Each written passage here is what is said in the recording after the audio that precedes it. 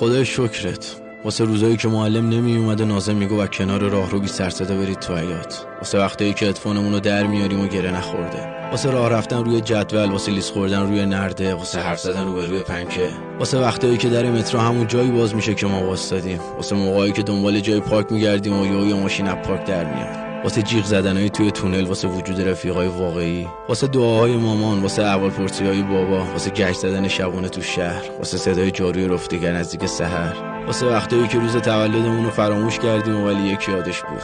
واسه لذت کندن زخمای کوچیک، واسه غلط خوردن روی چمنهای پارک، واسه موقعی که مسیر بعدی راننده تاکسی با همون یکیه. خدای شکرت واسه بوی غذای سر ظهر توی کوچه خلوت، واسه بوی پوشال نوع کولر، بوی نون تازه، بوی ریحون، بوی رنگ، بوی اسپم، بوی تخمه بوداده، بوی کبریت، بوی خاکره نجاری، واسه صدای موزاییکای شکسته پیاده رو وقتی روشون رد میشی، واسه صدای رد شدن ماشینای